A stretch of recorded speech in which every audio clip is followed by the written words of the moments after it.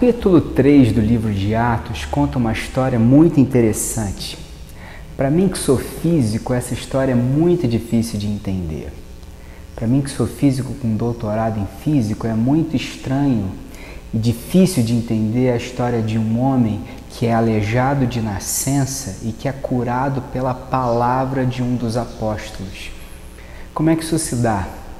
Bom, a história que é contada no capítulo 3 de Atos é a seguinte: havia um homem que é aleijado de nascença, que todo dia era colocado à porta, de uma porta chamada Formosa, que dava acesso ao templo de Jerusalém. E ali estão vindo João e Pedro às 3 horas da tarde para adorar a Deus. E aí naquele momento aquele homem pede uma esmola aos 2 discípulos de Jesus. Pedro diz: olha para mim. E aquele homem fica esperando a esmola de Pedro. E aí Pedro vira e diz assim: ouro e prata nós não temos, mas no nome do Senhor Jesus, levante-se e ande. E aquele homem, de uma hora para outra, diz a Bíblia, seus pés ficam firmados, suas pernas passam a ter força, e ele começa a pular e andar, e acompanha Pedro e João, que vão em direção ao templo. E essa história para mim é muito interessante. Eu vou explicar para você como é que eu já ouvi essa história sendo contada. Ela já foi sendo contada assim.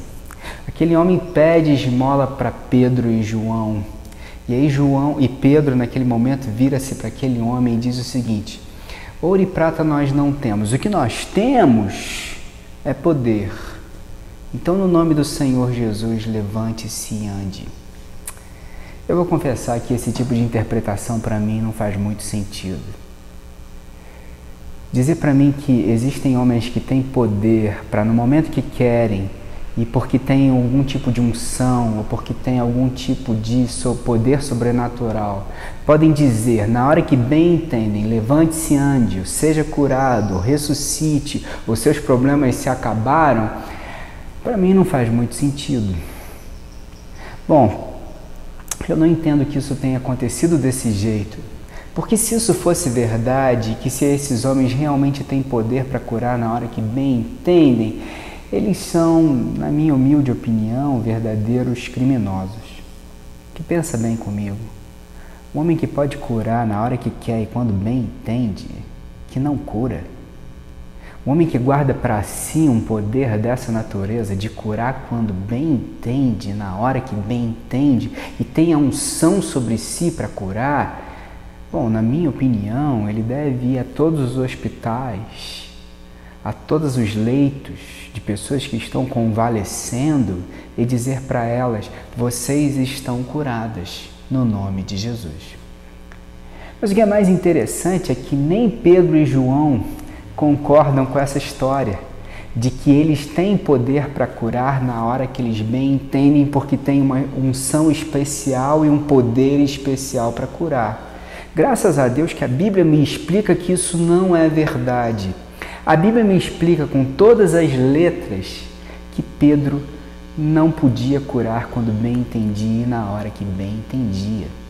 Porque quando ele entra com João e aquele homem no templo, e a multidão começa a ficar em volta deles e reconhece naquele homem que era o aleijado, aqueles que eles todo dia vinham na porta do templo pedindo por esmolas.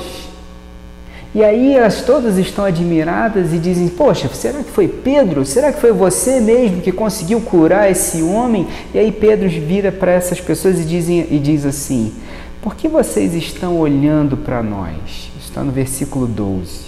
Como se tivéssemos feito este homem andar por nosso próprio poder ou por nossa própria piedade.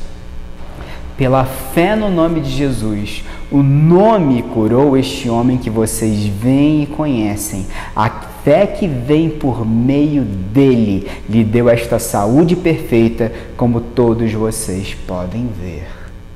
Então Pedro me diz que não foi porque ele tinha poder, ou porque ele era uma pessoa cheia de santidade, ou porque ele tivesse poderes especiais, ou porque fosse alguém acima, ou à frente, ou melhor do que qualquer outro e tinha unção especial para curar quando queria. Disse que foi na fé no nome de Jesus. Como eu entendo esse texto e como eu entendo a interpretação correta desse texto, o que aconteceu ali naquele momento é que aquele homem pede a Pedro esmola. Pedro vira-se para aquele homem e diz: olhe para mim. E aí eu entendo que Jesus falou para ele: Pedro, eu quero usar você para curar este homem. Eu, Jesus, vou curar esse homem através de você. No momento que eu quero, na hora que eu quero, para minha glória, segundo os meus propósitos. Então diga a ele: levante-se e ande. Então Pedro vira e diz: no nome de Jesus, porque o Senhor me disse para dizer isso. No nome de Jesus e pela fé que eu tenho em Jesus, levante-se e ande. Aí esse texto começa a fazer sentido, porque foi Deus que curou no momento que Ele quis, para a glória dEle, segundo os propósitos dEle, de acordo com a soberania dEle. Aí esse texto passa a fazer sentido. Mas aí esse texto me coloca numa segunda pergunta, que também é muito difícil de eu responder, que eu tenho muitas dificuldades de entender. Por que algumas pessoas são curadas e outras não? Por que algumas famílias oram durante anos, pedindo e intercedendo por um parente querido que está convalescendo? Alguns parentes que estão com câncer terminal, outros com doenças congênitas que são duras, que a gente olha e se compadece, e ora, intercede, pede: Senhor, cura, e Deus não cura. E outras pessoas, por algum motivo, são curadas. Deus, na sua imensa bondade, soberania e misericórdia, resolve curar alguns e outros não. E bom, eu não tenho uma resposta para isso, porque os caminhos de Deus são inescrutáveis, a vontade de Deus está acima do meu entendimento, porque a cabeça de Deus não cabe na minha cabeça, porque eu sou limitado, imperfeito, cheio de falhas. Eu não consigo entender Deus. Eu não sou capaz de entender os propósitos de Deus. E eu não tenho direito de julgar a Deus. Mas eu também percebo uma coisa muito interessante nesse texto, uma coisa muito profunda e que eu não entendo direito, é que eu estava me aproximando desse texto com a ótica errada. Eu estava me aproximando desse texto, olhando para esse texto da maneira como a gente não deve se aproximar. E Deus me fez perceber isso. O Espírito Santo de Deus me fez perceber que eu estava errado com relação a esse texto. A minha ótica era a mesma ótica de algumas pessoas que falam sobre a oração de Jabez. Eu não sei se você já ouviu falar sobre a oração de Jabez, mas está descrita em 1 Crônicas 4. A Bíblia fala muito pouco sobre esse tal de Jabez. Existem só 4 versículos sobre esse homem. E na Bíblia conta sobre uma oração que esse tal Jabez fez a Deus, que é a seguinte: Jabez orou a Deus de Israel e disse o seguinte: abençoa-me e aumenta as minhas terras, que a tua mão esteja comigo, guardando-me de males e livrando-me de dores. E Deus atendeu ao seu pedido. Como algumas pessoas olham para essa oração de Jabez, elas dizem o seguinte: abençoa-me, amém, e aumenta as minhas terras. Senhor, me faz ficar rico, que a sua mão esteja sobre mim, de tal forma que eu não tenha males nem dores. Então, a oração é: me faz ficar rico, que a sua mão esteja sobre mim e que eu não tenha mais problema na minha vida, que eu não tenha mais doença na minha vida. E a Bíblia diz que Deus ouviu a oração de Jabez. E algumas pessoas dizem para você o seguinte: se você fizer essa oração desse jeito, separar 5 minutos da sua vida todos os dias para fazer esse tipo de oração, se funcionou para Jabez, vai funcionar para você também. Afinal de contas, se Deus fez isso por Jabez, por que não vai fazer para você, que também é filho de Deus? Não é assim? Bom, o que o pessoal inventou? Inventou uma simpatia gospel. Se você faz uma coisa de um determinado jeito e faz sempre da mesma forma, Deus vai se ver obrigado a responder. O pessoal inventou a pagelança gospel, a curandeirismo gospel. Como é que funciona? Alguém tem uma unção e essa unção lhe permite curar na hora que ele quiser, no momento que ele quiser, de tal forma que eu, ou a pessoa ungida, tenho o poder de te curar. Então, desde que você não tenha pecado e que tenha fé, a bênção saiu. Agora cabe a você a unção de ousadia de agarrar essa bênção, no nome de Jesus. Então falta você, se você não foi curado, ou foi santidade, ou faltou fé. E até tem uma maneira de contornar isso, é o despacho gospel. Não basta a pagelança gospel, que a pessoa que tem uma unção pode curar na hora que ele quiser, no momento que ele quiser, porque ele é um curandeiro gospel. Agora também tem o despacho gospel. Bom, não aconteceu, não funcionou, você não teve fé, tudo bem, você planta uma semente. Essa semente vai frutificar, então você dá dinheiro, você dá uma oferta, ou você faz um sacrifício, ou você faz uma corrente, ou você faz o jejum, e aí Deus vai ter que te atender. Afinal de contas, você não colocou Deus contra a parede? Deus tem que te ouvir agora, não é assim? E agora tem a simpatia gospel. Eu fico me perguntando, e eu gostaria que você se perguntasse também, Jesus faria essa oração de Jabez do jeito que esse pessoal entende a oração de Jabez?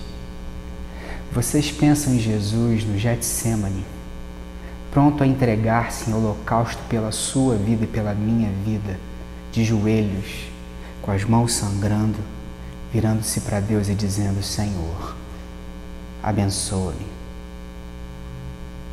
Senhor, que eu fique rico.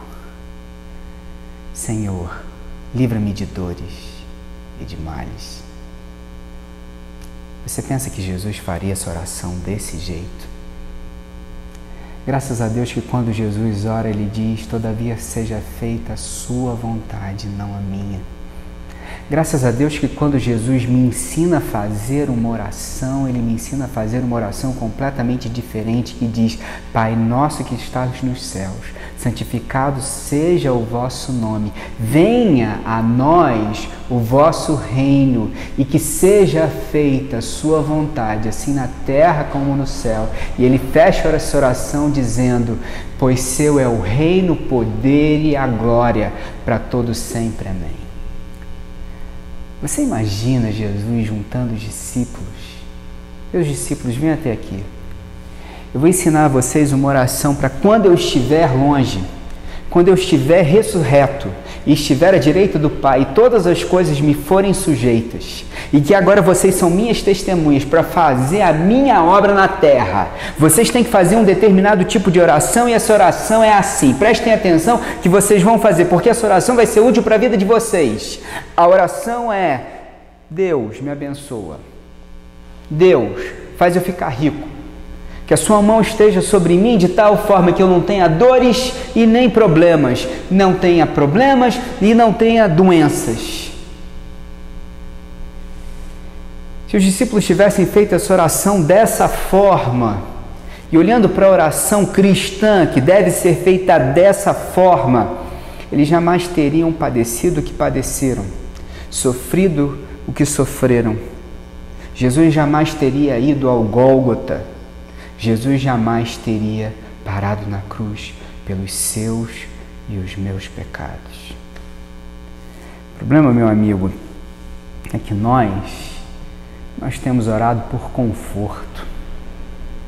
Nós temos orado para ficar rico, para que a gente não tenha problema, para que a gente não tenha males.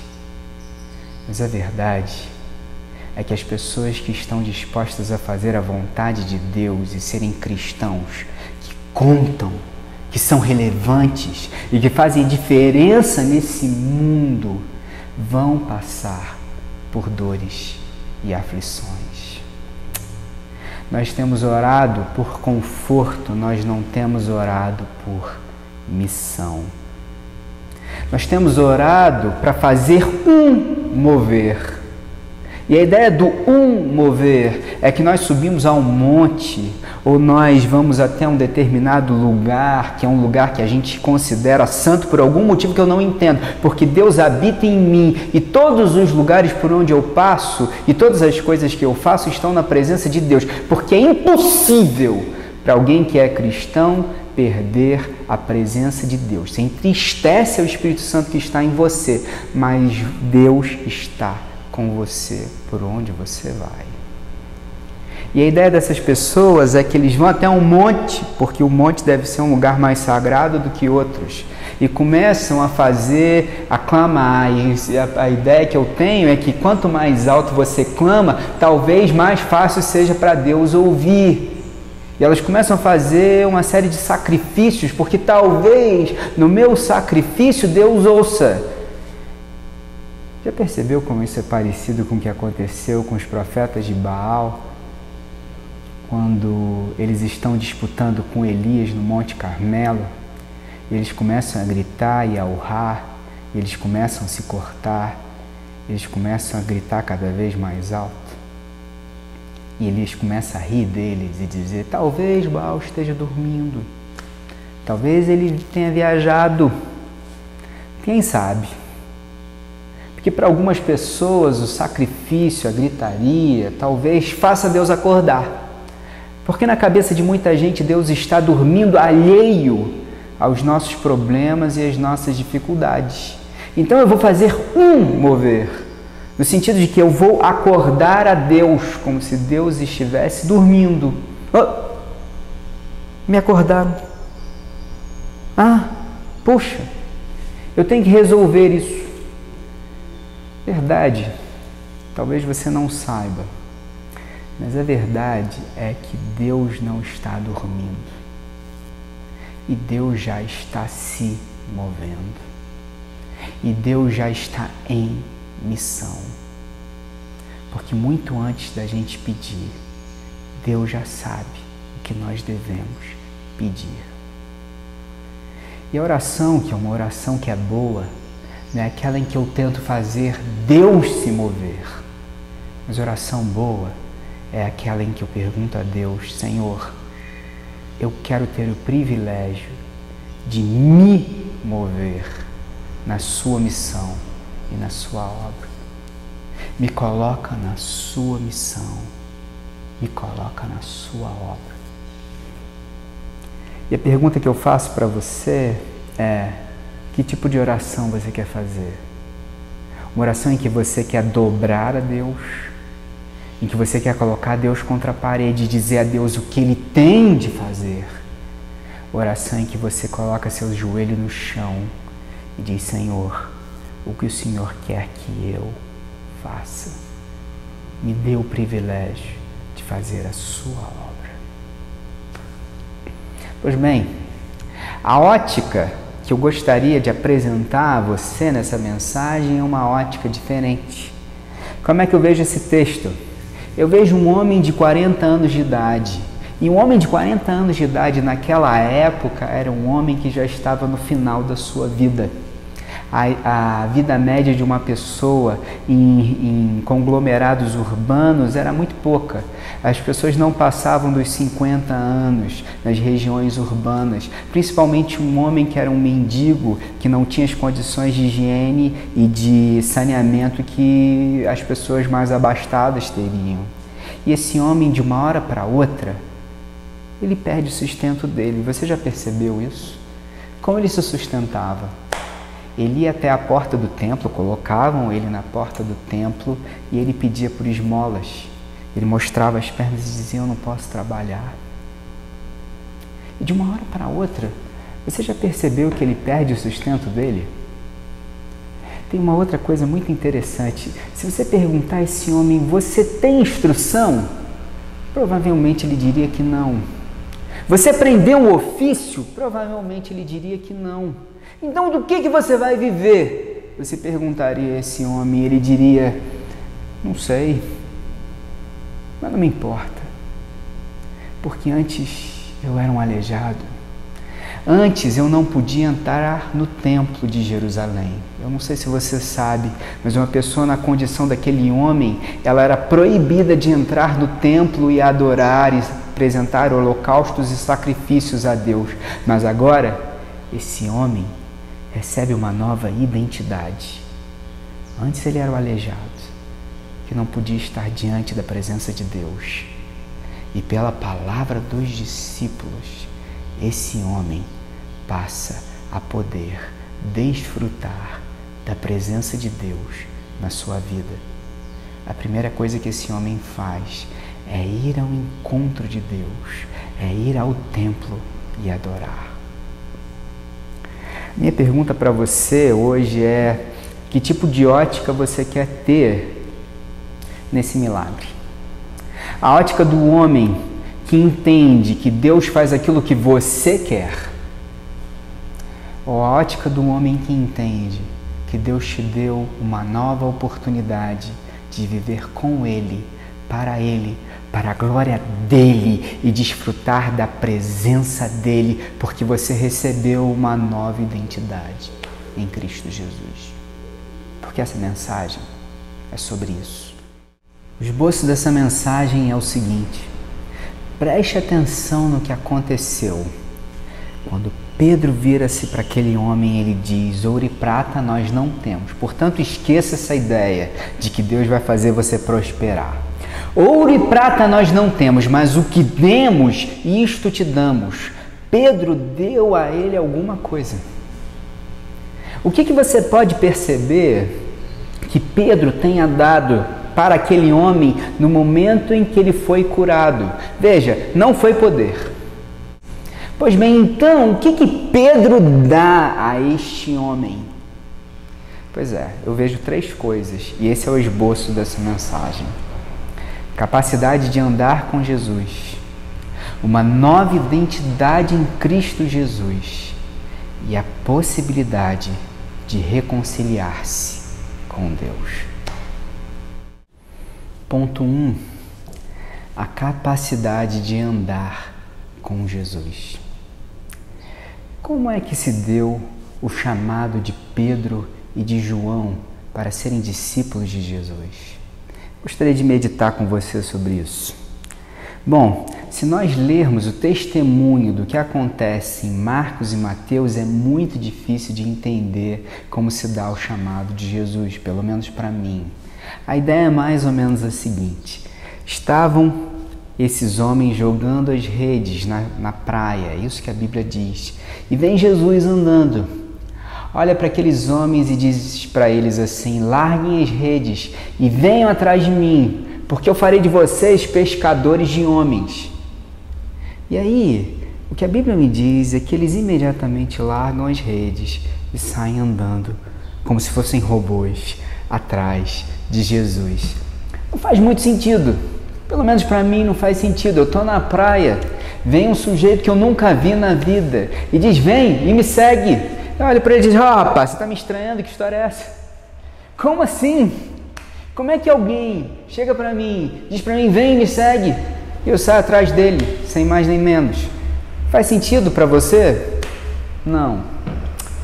Pois é. Mas a sorte nossa é que nós temos outras narrativas e outros testemunhos, e João me dá algumas dicas sobre o que começa realmente a acontecer. Em João 1, nós vemos que André e João, o apóstolo, André, que era irmão de Simão, que mais tarde vai se chamar Pedro, eles eram apóstolos, discípulos de João Batista. E um dia João Batista está ensinando e ele olha e diz: ali, lá o cordeiro que tira o pecado do mundo. Quem? Ali, meu primo Jesus, filho de José, o carpinteiro.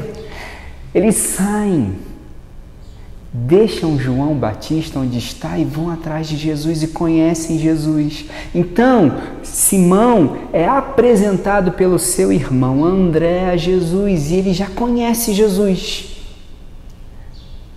Mas eu tenho a impressão de que naquele momento ele não se tornou discípulo de Jesus. Eu estou colocando um pouco de mim nesse texto e um pouco de mim na interpretação, mas o que eu penso é que Pedro disse: eu sou casado, eu tenho filhos, eu tenho que botar comida na mesa, eu tenho meus planos, eu tenho minha carreira, eu tenho coisas a fazer, eu não posso deixar essas coisas para simplesmente ser um servo de Deus, ou um discípulo de um rabino. Eu não posso simplesmente seguir a Jesus. Eu tenho coisas ou prioridades. Como é que eu vou ir atrás desse homem chamado Jesus? Pois bem, o momento do chamado de Pedro, e que ilustra muito bem o que esse homem que era aleijado recebeu, está narrado na Bíblia em Lucas, no capítulo 5. Como é contada a história do chamamento de Pedro? Vou te contar como é que está escrito isso. É mais ou menos assim. Pedro passou um dia muito difícil, muito complicado, ele não tinha pescado nada, absolutamente nada.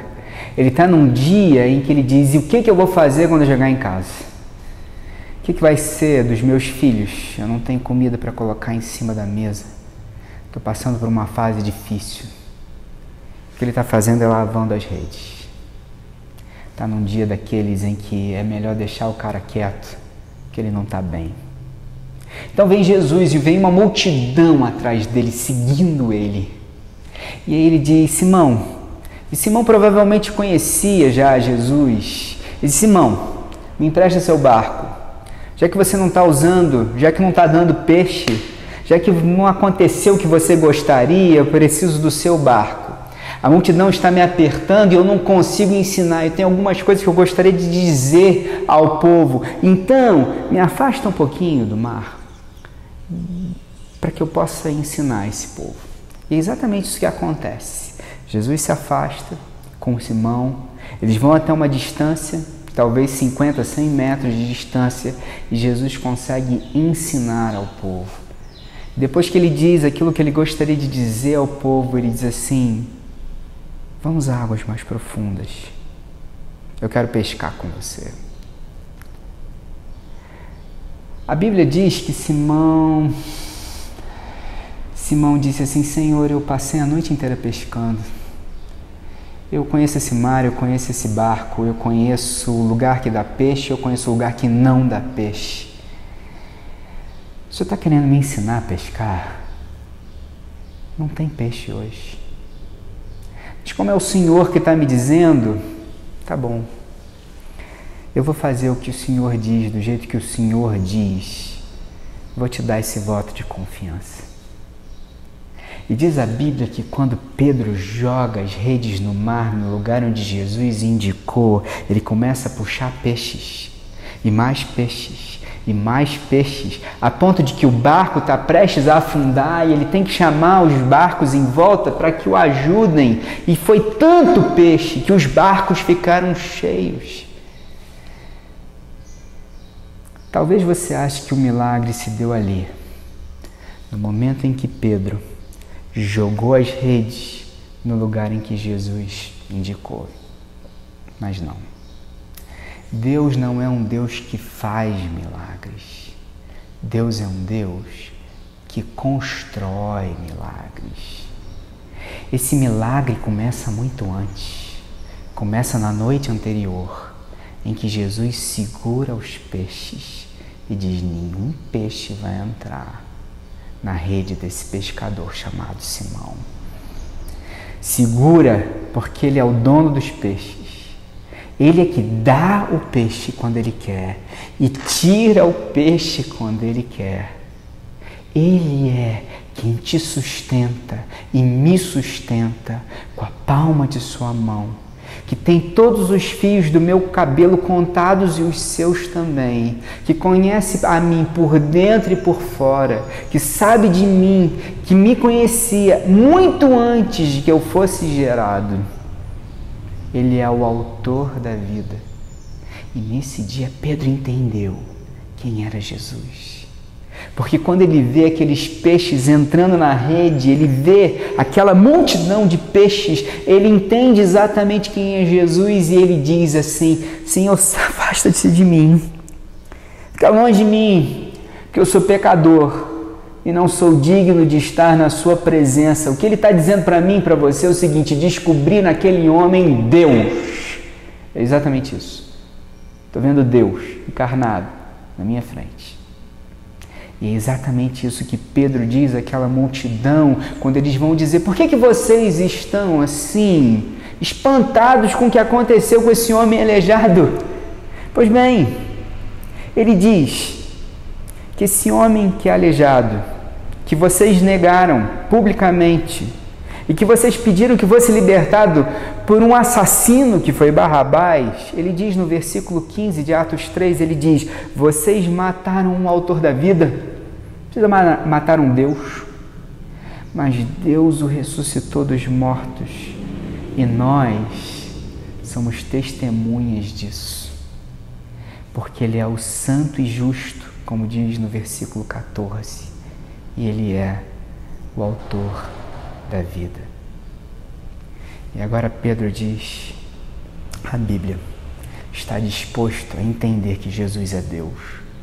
Jesus olha para aquele homem e diz: de hoje em diante você não vai ser mais pescador de peixe, você vai ser pescador de homem. E aí aqueles homens que estavam no barco em volta, que estavam no barco com Pedro, passam a entender quem é Jesus, o autor da vida, e passam a segui-lo. Minha pergunta para você é: o que te impede de seguir a Jesus? Você está com medo? Você tem medo do quê? Se é Jesus que te chama, Ele é o autor da vida. Queria que você meditasse sobre isso. Ponto 2. Esse homem ganha uma nova identidade em Cristo Jesus. Conheço uma menina em que o pai dela era alcoólatra. A mãe apanhava desse pai. E esse pai não ajudava no sustento da casa. E esse pai era um verdadeiro cafajeste. Um dia essa mãe, que com salário mínimo de empregada doméstica fez a casa dos filhos, que sustentou os filhos na escola e que viu os filhos poderem ir para a faculdade, essa mãe, ela vira para esse marido e diz: chega, cansei de você, não dá mais, dá um fim naquele homem. Mas o que é impressionante nessa história é que essa mulher, quando ela vai encontrar um novo homem para se relacionar e começar uma nova vida, ela procura justamente um homem que é alcoólatra como ex-marido. É possível entender uma coisa dessa? O que também é interessante para mim, que eu também não consigo entender, é que essa menina que foi criada vendo o pai sendo alcoólatra e vendo a mãe sofrendo o que sofreu com esse pai, quando ela vai ter a oportunidade de se relacionar com homens, ela sempre procura num bar. Ela sempre procura com bêbados. Ela sempre procura pessoas que emulam o comportamento do seu pai. Aparentemente tem alguma coisa entranhada no DNA dessa menina, algum tipo de identidade que ela tem, que talvez ela não seja boa o bastante para se relacionar com pessoas que valham a pena, que respeitem, a amem e deem a ela o amor que ela merece. Porque isso fica entranhado na cabeça das pessoas. Eu me lembro que a primeira vez que ela teve a oportunidade de se relacionar com um menino como esse, e esse menino era um menino bom, desses que estuda, desses que é temente a Deus, desse que ama e a respeita. E aí, essa menina, quando esse rapaz levava ela em casa e dizia assim: amor, amanhã eu tenho uma prova difícil, então estou te deixando aqui e vou estudar. A primeira coisa que ela fazia era entrar no Facebook para saber se ele realmente tinha ido para casa estudar. Ela ligava para ele dizendo: onde é que você está? O que você está fazendo?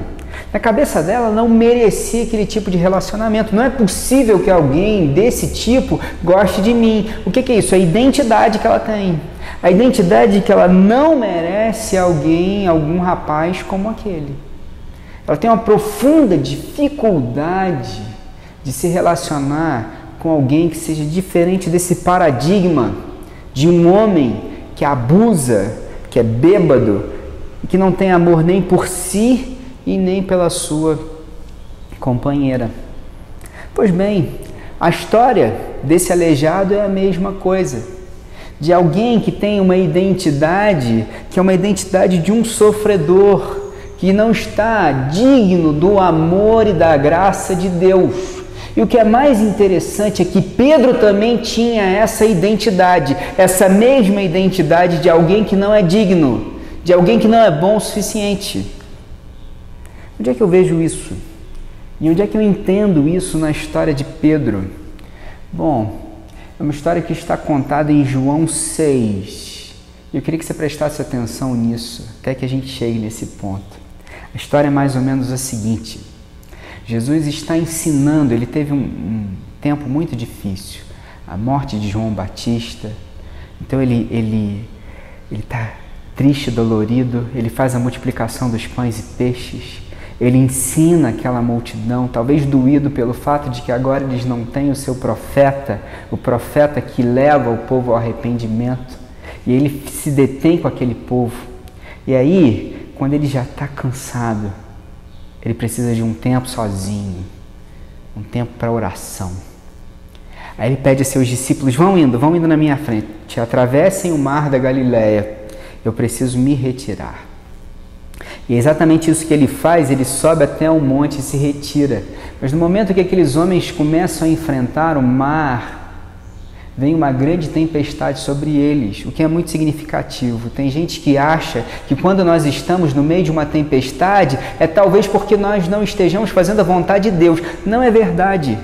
Esses homens cumpriram expressamente a vontade de Deus, estão agora nesse momento, diante de uma grande tempestade, de tal forma que aqueles homens que são experimentados no mar, estão dizendo, chegou a nossa hora, hoje a gente vai, parte dessa para melhor. Mas o que é bonito é que Jesus vê aquela tempestade vindo, e uma coisa que eu sempre tenho certeza é que na maior das tempestades Deus vem ao nosso encontro. E Jesus veio ao encontro daquelas pessoas, daqueles seus discípulos que ele ama andando sobre o mar. E havia um ditado naquela época, uma lenda, de que quando você ia morrer, um espírito viria ao seu encontro para te levar para o Hades, para te levar para a terra dos mortos. E aqueles homens olham aquele espírito andando, aquele homem de branco andando sobre as águas na madrugada, e aí eles têm medo danado, e aí Jesus grita para eles assim, não tenham medo, sou eu, sou Jesus, não fiquem com medo, sou eu. E aí acontece uma coisa muito interessante, Pedro vira-se para Jesus e diz, mestre, se é o Senhor, manda-me ir contigo. Qual o significado disso?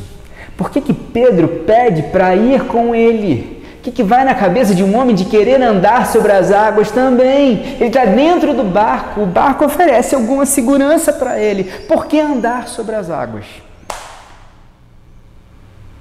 Eu penso que entendo por quê. Eu acho que tem a explicação para isso. Para que você entenda por que ele quis sair de onde ele estava em andar sobre as águas como Jesus, é preciso entender como é que era o chamado de um discípulo na época de Pedro e de Jesus. Deixa eu explicar para vocês o que acontecia. A educação judaica ela começava aos 6 anos de idade. Dos 6 aos 10 anos de idade, a criança passava pelo Beit Sefer, onde ela era ensinada a decorar a Torá, os 5 primeiros livros da Bíblia, o Pentateuco. E se ela fosse capaz de, aos 10 anos de idade, decorar todo o Pentateuco, os melhores dos melhores passavam adiante. Quem não fosse bom era mandado de volta para casa para aprender o ofício dos seus pais. Dos 10 aos 14 anos de idade, elas iam para o Beit Talmud, onde elas eram ensinadas a decorar os profetas, os poéticos e os históricos. E nessa época, os garotos eles eram ensinados a responder, a dar as suas ideias, as suas interpretações, a explicar o texto bíblico. É muito significativo o que acontece quando Jesus é apresentado no templo aos 12 anos de idade, porque José e Maria esquecem o seu filho e voltam, e quando encontram Jesus, ele está no meio dos doutores da lei, e ele está conversando com aqueles doutores, discutindo, debatendo, respondendo, e todos estão maravilhados com a sabedoria daquele rapaz. Jesus aparentemente era uma dessas pessoas que deslumbrava os seus professores. É isso que a gente entende desse texto. Pois bem, mas se você não fosse bom, não fosse um dos melhores, dos melhores, dos melhores, dos melhores, você era mandado para casa. E aí, depois disso? Bom, depois disso tinha o Beit Midrash. E o Beit Midrash era o seguinte: se você fosse realmente bom, um dos que mais se destacasse no conhecimento da lei, você escolhia um rabino, ia até esse rabino e dizia: eu quero ser seu discípulo. E aí o rabino dizia: você quer ser meu discípulo? Pois não, senta aqui.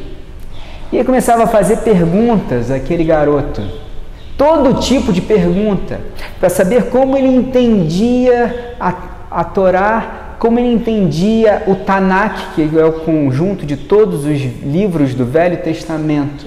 E aí ele fazia todas as perguntas e ele dizia assim: esse garoto tem talento. Se esse garoto fosse realmente bom e tivesse talento, ele passava a ser agora um talmidim, um discípulo desse rabino.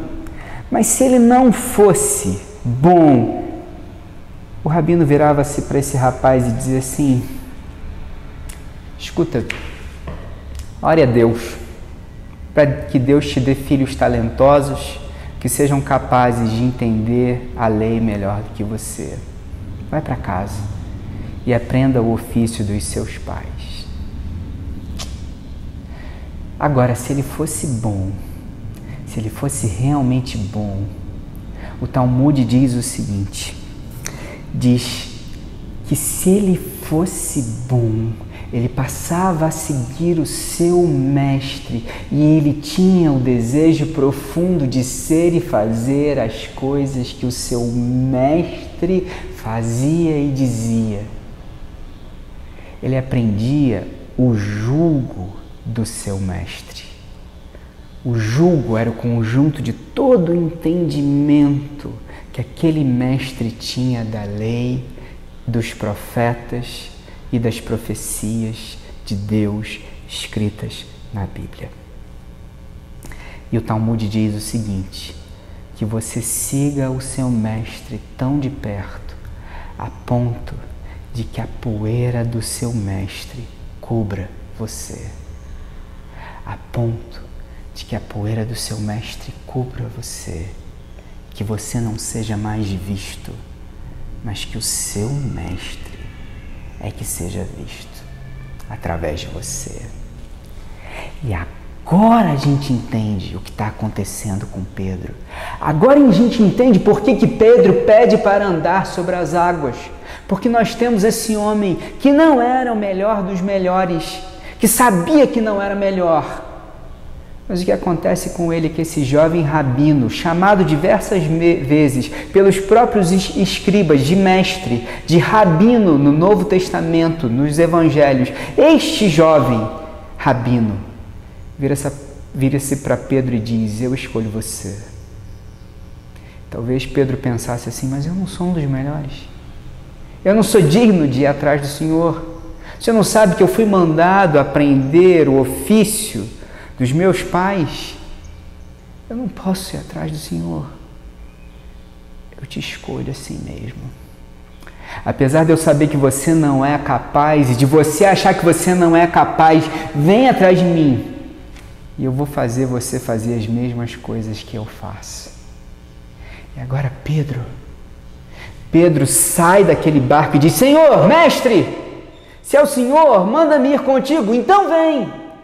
E essa é a beleza sobre Jesus Cristo, nosso Senhor e Salvador, o nosso mestre. Ele nos convida a fazer as mesmas coisas que ele faz. Mas o que é interessante nesse texto é que no meio daquela tempestade imensa, um vendaval, Pedro tira os olhos do seu mestre e olha para o lado. Ele olha para as circunstâncias, ele olha para a chuva, ele olha para as grandes ondas e tem medo. Isso acontece comigo, isso acontece com você. Quando as circunstâncias da vida nos impedem de olhar para Jesus e nós deixamos de acreditar que fomos chamados a fazer as mesmas coisas que Jesus. Mas aí uma das coisas mais lindas acontece nessa hora. É que Jesus vem ao encontro de Pedro, dá a mão para ele e diz: homem de pouca fé, porque você duvidou. Isso acontece com você, isso acontece comigo, porque todas as vezes que eu tenho medo, Deus mais que prontamente coloca a sua mão, estende e diz: homem de pouca fé, porque você duvidou. E Ele me restaura e me coloca em direção à segurança que só Ele pode dar. Meu amigo, Jesus te chama a fazer as mesmas coisas que Ele faz, a ter uma nova identidade em Cristo Jesus, em ser capaz de ter a santidade de Jesus e transmitir a bênção que Jesus tem para dar aos outros no Evangelho de Cristo Jesus.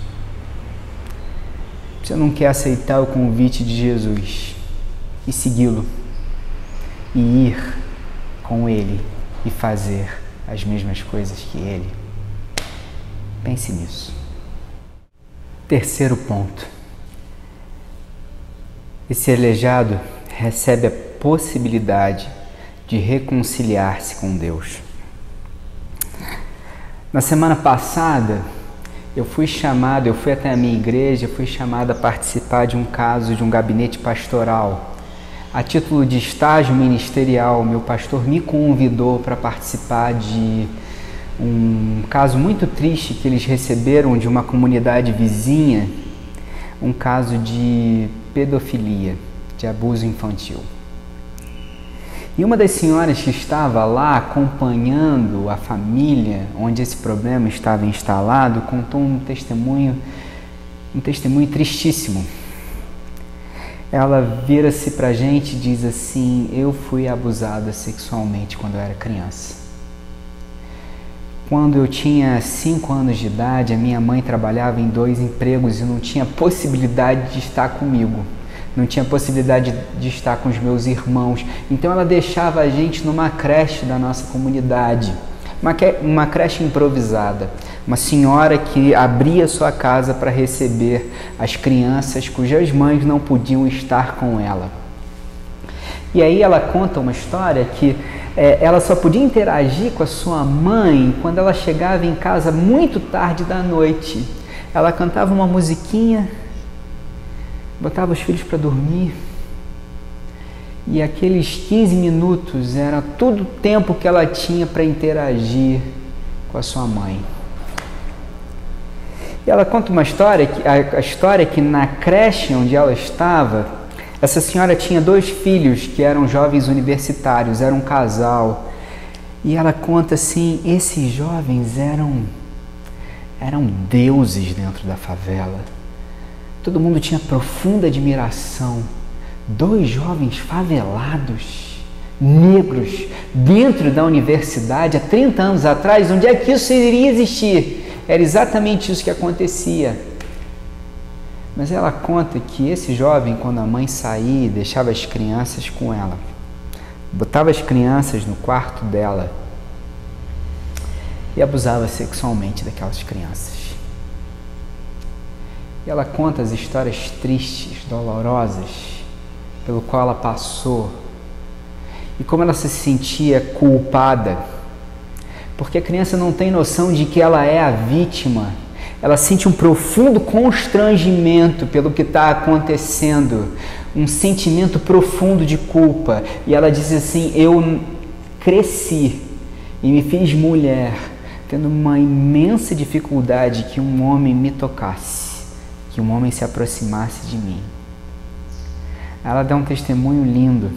Eu gostaria que você prestasse atenção.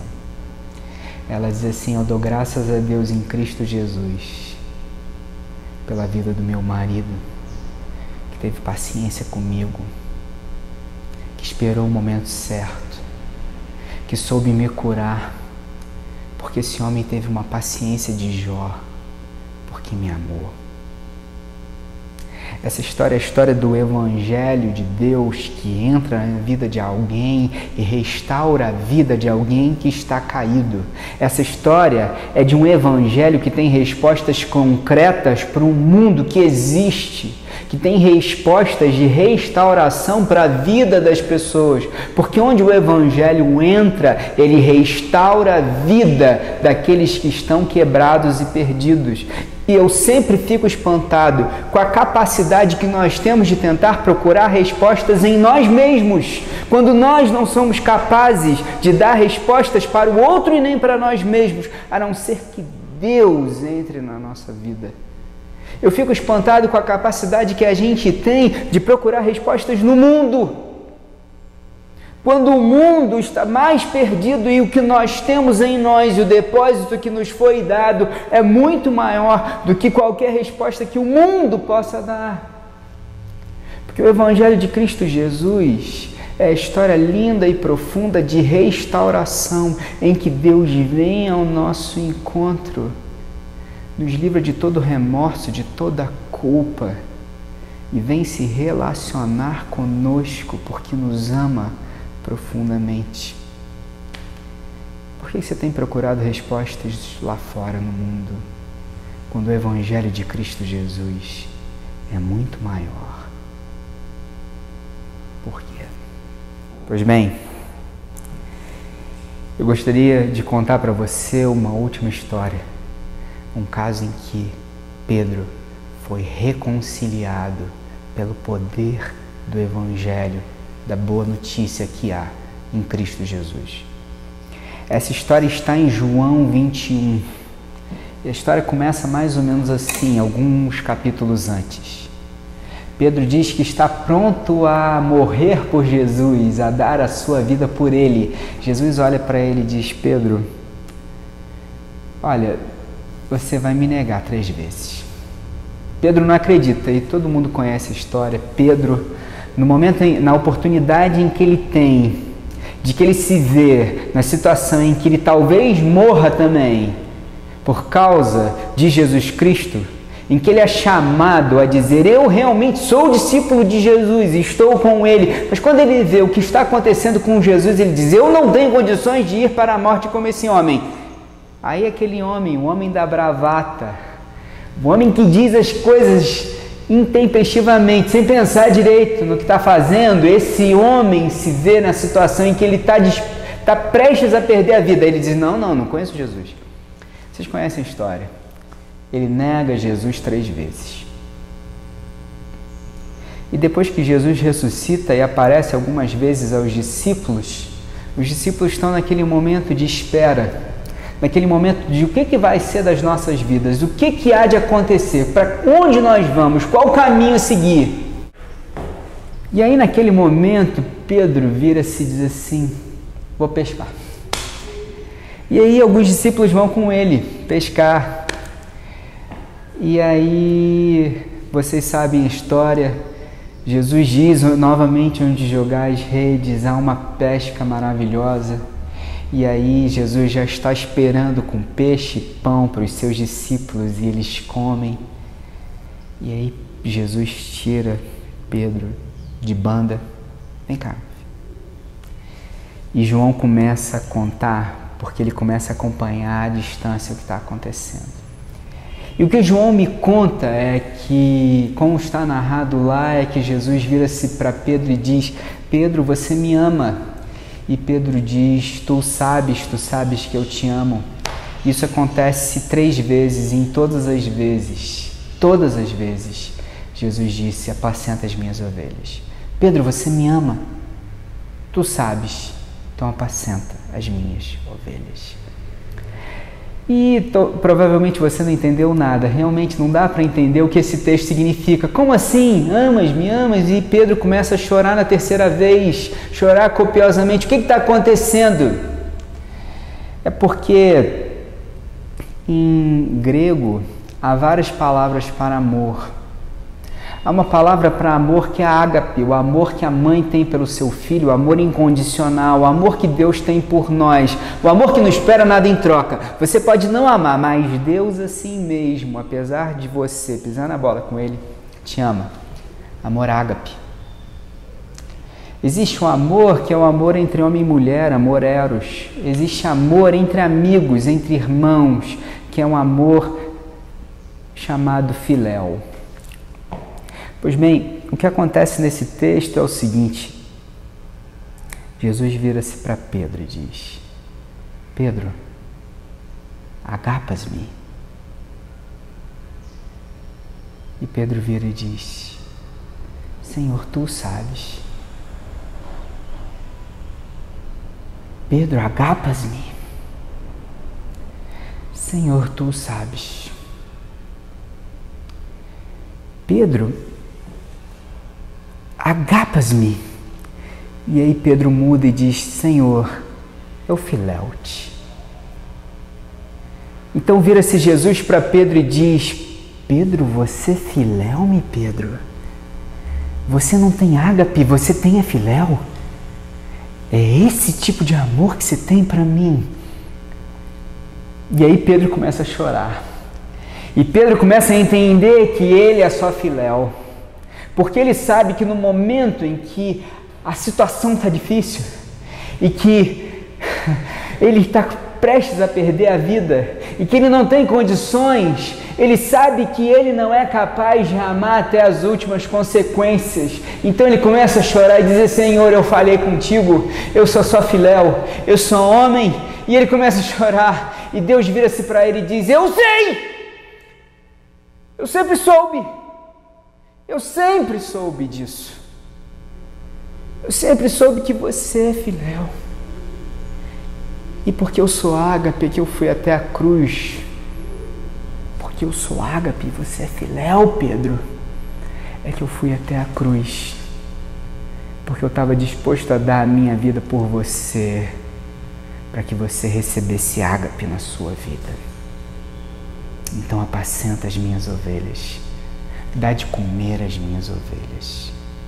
Fala para eles do amor que eu tenho por você e do amor que eu tenho por eles. Prega o Evangelho de Cristo Jesus. O chamado da reconciliação com Deus é isso. É um chamado em que Deus me chama a testemunhar do amor inenarrável que Ele tem por mim e por você, a ponto de dar a sua própria vida por você e por mim, a ponto de te levantar e te restaurar e dizer: eu sei que você é quem você é, mas eu sou quem eu sou, e ainda assim eu amo você. A minha pergunta, a pergunta que eu faço para você é: o que te impede de ter restauração em Cristo Jesus?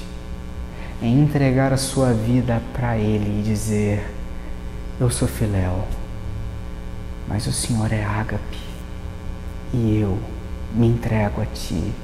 E de hoje em diante eu vivo para testemunhar desse amor que há em Cristo Jesus. Você não quer fazer isso? Você não quer receber essa oportunidade que Deus está te dando de fazer isso nessa noite, nesse dia? Então faça isso. Ore e clame a Deus, pedindo que Ele entre na sua vida. Amém.